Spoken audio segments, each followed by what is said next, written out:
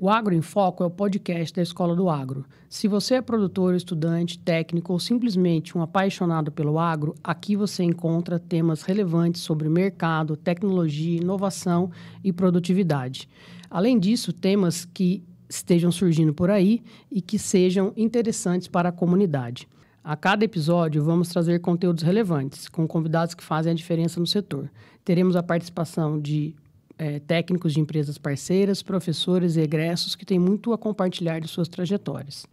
O episódio de hoje ele é um episódio bastante especial e que ele traz um misto entre as profissões bem relevantes do agronegócio, a medicina veterinária e engenharia agronômica.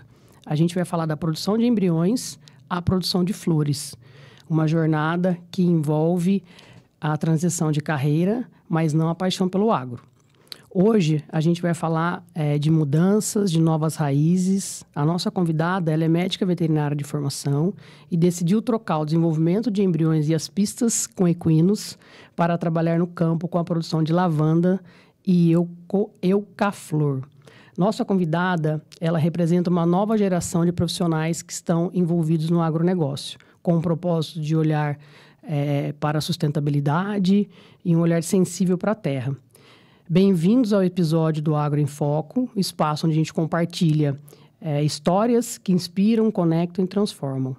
Eu sou a Kika Figueiredo, pró-reitora de negócios da Unifeob e host do Agro em Foco, e tenho o prazer e o privilégio de receber hoje uma convidada muito especial. Ela que é a Joelma Leite, como já disse, médica veterinária de formação. Tive o prazer de ser professora da Joelma há alguns anos atrás e, por isso, o nosso contato. Então, fico muito contente de estar recebendo você aqui hoje. Ela tem paixão por equinos, é casada com o Matheus, mãe da Marina, que, inclusive, hoje está completando 4 aninhos, e eu tirei a Joelma de casa para fazer esse episódio com a gente aqui. Ela é uma apaixonada pelo agro, como eu já mencionei. Carrega no seu DNA o agro, e ela vai contar o contexto para a gente. E, efetivamente, ela deixou de ganhar dinheiro, vamos pensar assim, né? com a medicina veterinária e foi buscar novos negócios, novos horizontes com a produção de flor. Então, Joelma, seja super bem-vinda. Muitíssimo obrigado pelo seu tempo, sua disponibilidade. E fique à vontade para falar um oi para os nossos ouvintes antes da gente entrar na parte principal. Obrigada, Kika. É um privilégio, uma honra estar aqui hoje, receber esse convite. Assim, para mim foi maravilhoso poder falar um pouquinho dessa trajetória, de tudo que aconteceu comigo e esse reencontro, né? Depois de alguns anos, alguns cafés desmarcados, estamos aqui hoje para falar um pouquinho de agro. Com certeza. Que a gente gosta, né? Muito bom. Eu fico muito contente e a gente às vezes se fala, né, pelas mídias, a gente se segue muito ali, troca algumas figurinhas. Eu acompanho um pouquinho do seu dia a dia e, obviamente, pensar na Joelma lá de trás, né, de 2009, 2010, para agora, né, e ver o desenvolvimento, ver a sua trajetória e aonde você chegou é muito gratificante. E mais gratificante ainda poder contar com você, compartilhando aqui um pouquinho da sua história. Porque o Agro em Foco, ele tem, né, como objetivo a gente levar conteúdo técnico para os produtores, mas a gente também quer trazer um contexto para os nossos estudantes se inspirarem em pessoas que hoje são sucesso dentro do agro. E, com certeza, a sua trajetória ela espelha um pouco disso, né? Então, para a gente começar um pouquinho, a parte mais específica do nosso bate-papo, que não é um café e não é um vinho, mas a gente pode pensar que sim. A gente vai falar aqui de 5 etapas dessa trajetória, né? Do ponto inicial, do porquê da medicina veterinária e aonde a gente chegou, onde você chegou hoje, né?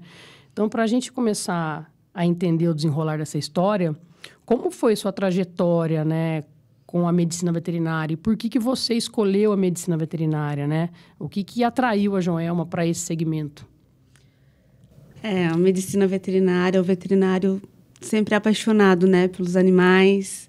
Eu tinha como espelho o meu avô, seguia ele na fazenda, via ele mexer com o gado. Quando eu era pequenininha, meu pai conta que eu chorava quando ele estava ordenhando leite, eu tinha que subir na vaca. Então, aí começou, né? A paixão. A paixão. Foi por paixão mesmo e por vivência ali na vida dia a rural, dia. no dia a dia. Muito bacana. Eu acho que a nossa história ela se comunica em alguns momentos e muitas vezes a gente se conecta com pessoas porque tem algo em comum, né? Eu também tive a oportunidade de gravar um podcast no ano passado e contar um pouquinho da trajetória e tem muito a ver com isso, né? A gente, quando escolhe a medicina veterinária, muitas vezes algumas pessoas são por vocação, outras são pela relação mesmo com o segmento, né? E a sua, como a minha, muito provavelmente foi por esse contexto, né? De nascer ali embranhado dentro das fazendas e do gado de leite, né? O que mais te realizou enquanto medicina veterinária? Quais foram as áreas que você atuou? Qual foi a área que você atuou que te encantou? Eu comecei na veterinária na área da clínica de equinos, uma área que eu gostava muito, clínica e cirurgia, me fascinava. Até então, conhecer a reprodução. Depois do primeiro embrião ali, ver nascer, né? Eu gostava muito da neonatologia, cuidar do potro ali após o nascimento foi espetacular, né? Para mim foi uma realização muito grande e continuar fazendo isso, ver esse potro ir para a pista, depois ser um atleta, um ganhador, ser domado, ser um animal querido pelo tutor, né? O proprietário amar aquele animal, aquilo que eu fiz. Não tem privilégio para quem trabalha com reprodução, né? Você conseguir produzir o embrião, identificar ele na lupa e, de repente, você vê ele um cavalo na pista, né? Isso é muito gratificante. Eu me recordo a primeira vez que eu estava coletando embrião de ovinos e que a primeira leva de embriões nasceu aqui em São João e eu estava em Pirassununga. E um colaborador da propriedade me mandou uma foto e falou, doutora, nasceu. Eu nem ia vir para São João. Eu falei, nossa, eu estou chegando em São João porque eu quero ver esses borreguinhos nascidos ali, né? E realmente essa sensação de você colocar a mão e falar, caramba, eu tive parte nisso, né? Meu filho. Isso é muito legal. E realmente a reprodução, ela é um divisor na vida, né? De quem entra nesse segmento na veterinária. Muito bom. E aí, olhando um pouquinho ainda para essa questão da veterinária, sabendo que você saiu da produção de embriões para a produção de flores, né? Você conseguiu deixar a veterinária 100% ou você ainda exerce alguma coisa na medicina veterinária hoje? Eu exerço, né? Não tem como sair. É uma paixão muito grande e um privilégio também poder ter esses animais próximos. A gente tem os animais de competição. Ainda continuo fazendo um potro ou outro, não como antigamente, né? Na correria do dia a dia da reprodução, mas faço porque eu amo mesmo estar fazendo e estar vivendo isso, ver o nascimento e o potrinho. E gosto de passar isso também para minha filha, né? Na verdade, é um privilégio, né? A sua situação atual hoje, né? Porque você está morando, né, num local onde você tem a conexão das duas coisas. Na medicina veterinária, porque os cavalos estão lá, o Matheus continua trabalhando com cavalos, né? E então você tem a possibilidade de produzir os embriões ainda, nem que seja para vocês, né? Não pensando em escala, e aí associado à produção de flores. Então, realmente, algo gratificante, né? Agora, olhando um pouquinho essa questão, né, da mudança, né? Não mudança, mas eu acho que do seu ingresso, né, na produção de flores, como é que foi esse contexto, né? Como é que isso aconteceu na sua vida? Eu, particularmente, sei que tem um histórico aí, né, assim como tem o histórico da vaca de leite, mas também tem um histórico ligado à flor. Afinal de contas, acho que vale a pena você contar de onde você é, né, para as pessoas entenderem essa conexão. Mas como é que foi essa tomada de decisão, né, para começar a produzir lavanda ou a eucaflor? Eu venho de Olambra, então eu trago um pouquinho da tradição das flores. Nasci numa colônia uma comunidade colonizada por holandeses que trouxeram na mala, né, alguns bulbos aí de flores e começou essa produção de flor no Brasil. O meu pai tem bastante conexão porque atua no mercado há 35 anos. Então, eu vejo ele vender flor desde então, desde pequena.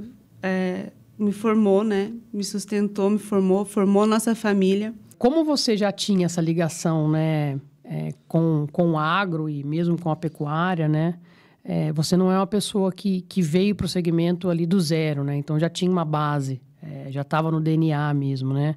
Mas o que te fez perceber que a produção de flores, que o agro em si, ele é um caminho viável e sustentável para um projeto de vida, né? Por que eu falo projeto de vida? Porque, obviamente, aqui, do que a gente já sabe da sua história, as coisas começaram a mudar quando surgiu a gravidez e o nascimento da Marina. Então, como é que você conseguiu relacionar tudo isso? Então, eu me casei com o Matheus em 2016. Vim parar aqui na região, porque era uma região que era muito boa para a produção de rosas. Mas, enfim, essa produção não aconteceu e a gente começou a produzir feno. Produzimos fenos durante 3 anos e logo o Matheus ingressou numa produção de mirtilo. Não estava feliz com o feno, foi produzir mirtilo. O feno é por conta dos animais, mas a gente ainda conseguia vender na região. Só que aqui, a região onde a gente mora é um pouquinho torta, né? Cheia de desnível. É uma região montanhosa. Então, ficou difícil. A umidade não colaborou para o feno. E aí, a gente foi para o mirtilo.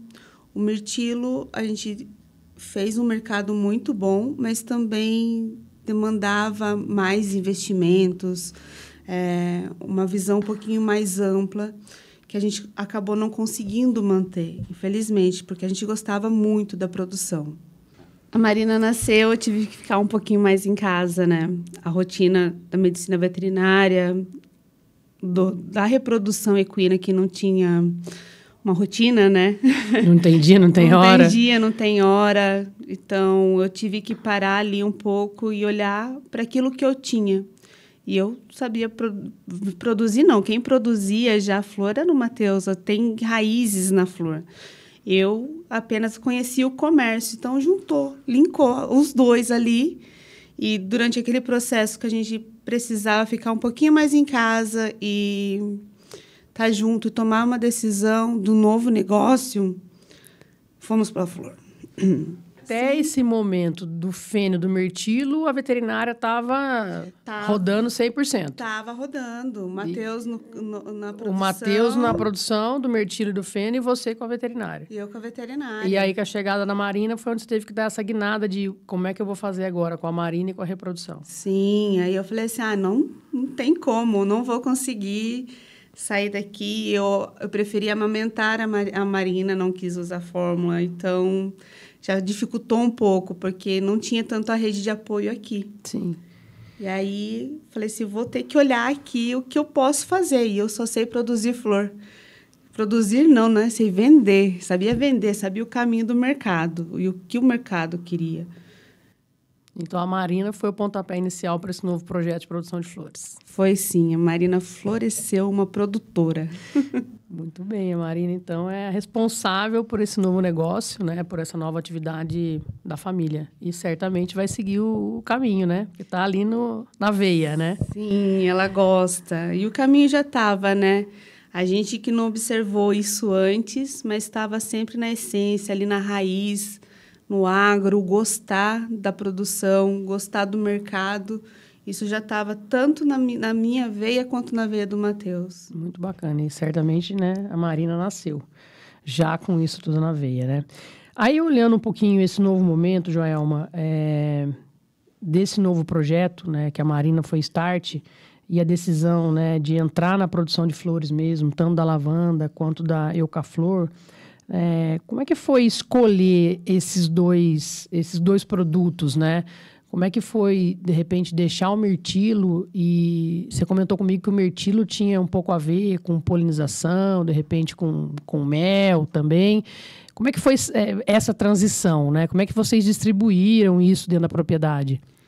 Eu gostava, sempre gostei da lavanda, me encantava quando eu via uma lavanda em algum lugar frio, ouvia falar de lavandários em regiões frias e vi que aqui poderia ter também. Fui lá, comecei a comprar minhas mudinhas de lavanda.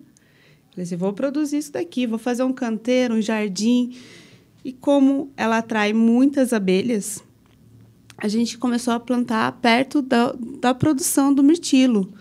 E o Matheus falou assim, pode produzir ali, já que vai atrair abelha, vai trazer um benefício, então pode colocar. E foi aí que começou.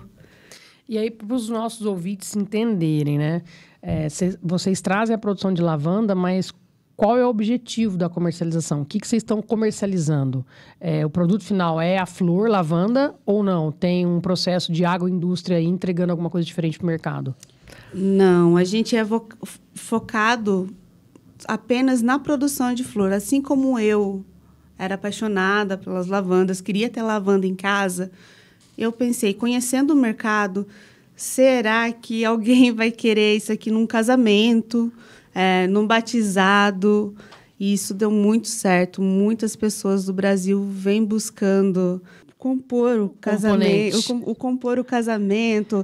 Tem noivas usando para os arranjos. Para os arranjos. Então, é muito legal. Então, o produto final é a flor, mas para os nossos ouvintes entenderem um pouquinho, né? Quando a gente fala de produção de lavanda, né? Olhando aí o agro, enfim, para quem tem interesse na área, se a gente fosse pensar na transformação da lavanda, da flor, né? O que a gente pode ter de subproduto da lavanda, olhando para a questão de agroindústria hoje? Muita coisa. A lavanda, ela tem efeitos fitoterápicos, né? Eu conheci também através do óleo essencial. Então, pode ser transformado em óleo. Eu acho também que a indústria está procurando alguma coisa a respeito de inseticida, através de alguns componentes que a lavanda tem. E comestível também. Jura? Sim. Isso eu não sabia. Temos bolo de lavanda, biscoito de lavanda. Eu sabia de sabonete. Não, a lavanda também é punk. A gente que fala que é as flores que são comestíveis, né? Então, ela pode, sim, decorar um bolo, até mesmo estar dentro desse bolo, saborizando ele. Que bacana, isso eu não sabia. E aí, olhando essas questões, né, que você traz para a gente da produção, né? O seu produto final, então, é a lavanda. Como é que você vê essa questão da comercialização? Como é que vocês fazem a venda desse produto, né? Então, vocês entraram no mercado, é um segmento que vocês, obviamente, estão olhando como negócio, gera receita para vocês. Então, para quem vocês estão entregando essa lavanda? Vocês têm fornecedores direto com vocês, cooperativas, ou tem alguma agroindústria que está ligada a vocês? Para onde vocês mandam essa lavanda que é produzida aqui em São Roque da Fartura? A lavanda vai para a Ulambra, coração das flores, né? Vai lá para a cooperativa Velha Ulambra. E de lá é distribuída para o Brasil todo. Qual é o diferencial que você tem no produto de vocês? Tem alguma coisa que hoje, quando vocês comparam, né, a lavanda produzida por vocês aqui ou de um concorrente, o que tem de diferente? Você já me contou que tem algumas coisas que estão relacionadas à poda, que foi algo que você e o Matheus foram, no dia a dia, aprimorando isso, né? Então, isso aí é um diferencial? O que isso representa na produção de vocês? Sim. Essa poda que a gente desenvolveu é a característica do nosso produto. Só a gente faz. E o conhecimento que o Matheus tinha na rosa possibilitou isso. Então, a gente agregou o meu mercado com o conhecimento técnico dele. Apesar dele não ser agrônomo, né? Sim, mas ter a vivência ali. E o nosso produto é diferenciado nessa questão. Quando a gente olha o seu produto, e você estava me explicando aqui, que eu ganhei hoje esse arranjo de lavanda, você me trouxe que tem um diferencial na lavanda que vocês produzem que está muito relacionado ao caule, que foi algo desenvolvido por vocês. O que isso traz de potencial para o produto de vocês? Ele fica um pouquinho mais abrangente, né? A gente consegue usar ele em espumas florais que os decoradores utilizam para fazer os arranjos, ou até mesmo em vaso. E permitiu também que ela ganhasse um tamanho um pouquinho maior. Ela ficou um pouquinho maior. Então, esse é um diferencial do produto de vocês. Não é uma poda comum de outros lavandários. É um diferencial lavandário de vocês. É nosso. Bacana. Isso, então, a gente tem aí um processo de inovação, né? Na poda da lavanda produzida aqui em São Roque da Fartura, gente. Bom, vamos lá. O agronegócio está muito associado à produção em larga escala, né? Você está inserida num setor, né, de um projeto que ainda é muito especializado e algumas pessoas até chamam de artesanal. É isso mesmo? Né? Ou não? Ou essa minha leitura do processo está errada? É um processo artesanal ali, porque a gente depende muito do manual, né, das pessoas.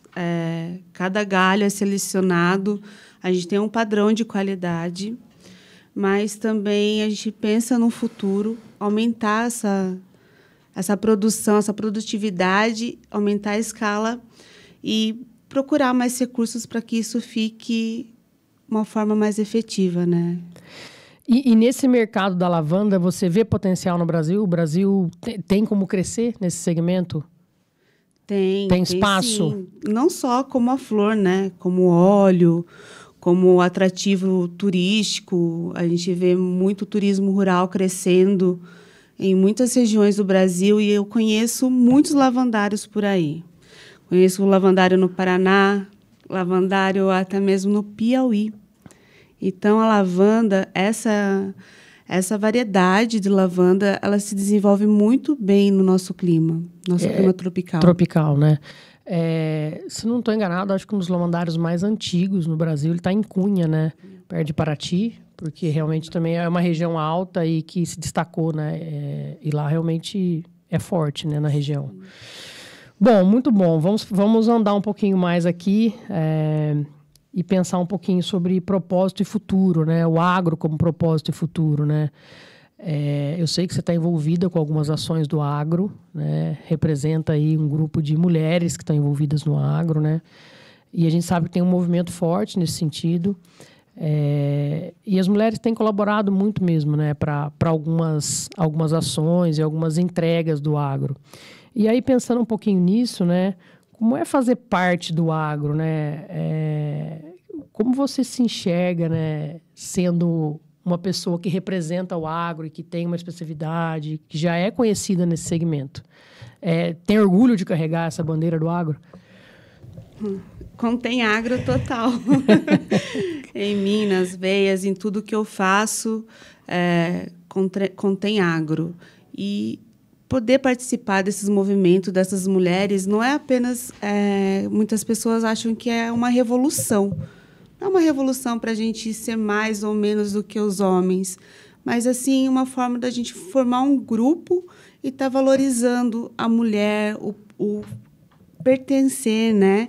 A mulher tomar posse de si. Que isso, às vezes, ainda ainda tem aquele... Um tabuzinho aí, né? Muito bom. E quando a gente olha esse contexto do agro, Joelma, você consegue enxergar o agro como um espaço de inovação e conexão? Sim, a gente tem que sempre estar conectado e sempre inovando. A gente tem que estar sempre em movimento. A gente não pode parar nunca. O agro não para. O agro não para, não para. Você sente que hoje você contribui de uma forma diferente para a sociedade? Quando a gente olha essa nossa inserção no agro, e aí falo por mim também, né? Você vê que o agro tem uma forma diferente de cuidar, né? Do solo, das pessoas, ou mesmo do bem-estar.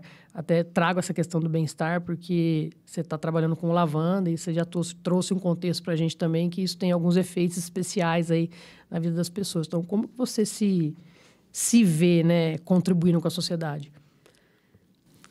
A gente acaba contribuindo, sendo exemplo, né, daquilo que a gente faz, aquilo que a gente acaba servindo de espelho, né? Tá junto desses movimentos, tá junto do agro, não é sobressair, é poder espelhar, é poder motivar, né? A gente acaba motivando as pessoas através da nossa história, da nossa representatividade, né? Naquilo que a gente faz.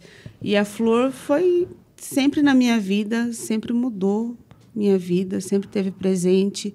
E eu gosto de estar levando o agro das flores para as pessoas. As flores sensibilizam as pessoas? Sim, é o agro das emoções. Ah, muito bom. Para a gente caminhar aqui para o final, A gente sabe que mudar dá medo, né? Seja qual for a mudança, qualquer tomada de decisão para a gente seguir um novo caminho, por algumas vezes torna-se assustador, né? Mas você vem de um contexto que a gente pode chamar de mudança, né? De sair ali da veterinária e entrar na produção de flores. Você arriscou novos horizontes, buscou novas oportunidades e teve a coragem, né, de começar algo novo. O que você pode deixar de mensagem para as pessoas que hoje talvez estejam em algum momento da vida precisando tomar uma decisão, né, para começar algo novo? O que te fez ter essa coragem, além da Marina? Tudo passa. Os momentos difíceis todo mundo tem. A gente tem que levantar a cabeça, olhar aonde a gente quer seguir, ter um foco e ir. Nunca parar. E é isso aí. Eu costumo dizer que nessa de que tudo passa, os piores dias eles têm 24 horas. Eu demorei para aprender isso e é real e oficial. Na ansiedade que a gente vive, né? Às vezes a gente está ali numa sinuca de dias ruins, mas eles vão passar, né? E eu acho que tanto você quanto o Matheus viram oportunidades, né? E abraçaram as oportunidades e fizeram acontecer. Então, muito bacana a história de vocês e tenho certeza que ela irá florir muito por aí. Bom, para a gente finalizar, Joelma, algumas dicas suas que você possa deixar para os nossos ouvintes, né? Então, sei lá, indicação de um livro bacana, de um podcast ou de um TED Talks que você goste. Falar pra gente onde as pessoas te acham, né? Se elas quiserem procurar a Joelma, onde que elas vão encontrar. E um tema relevante que você gostaria de ver por aqui. Falando de propósito, nessas idas e voltas, nessas viagens que muitas pessoas podem me encontrar lá no Instagram, pode estar vendo esses encontros com mulheres do agro do Brasil todo. Eu vou indicar um livro que é O Chamado de um Propósito, da Luciana Martins. É um livro muito bacana que fala um pouquinho de propósito, de caminho. Luciana é uma pessoa muito de fé, fala de fé também.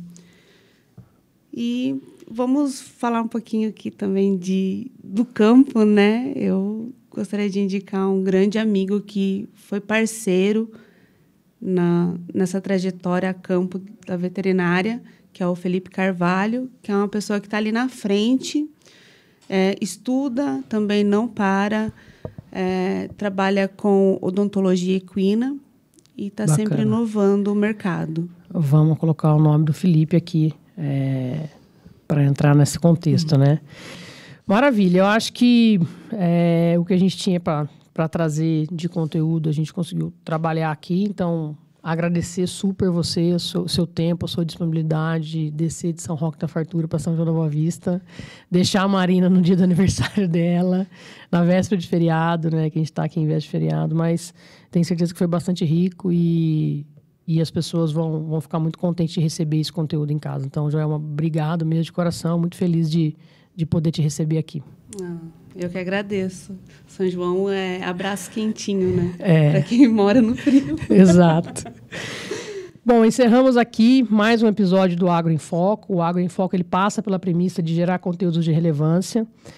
De uma das maneiras, a gente também quer conectar as pessoas, acreditando que quanto mais a gente conhece e aprende, mais a gente amplia a nossa visão de futuro e de mundo. Então, vamos juntos compartilhar essa conversa e até o próximo.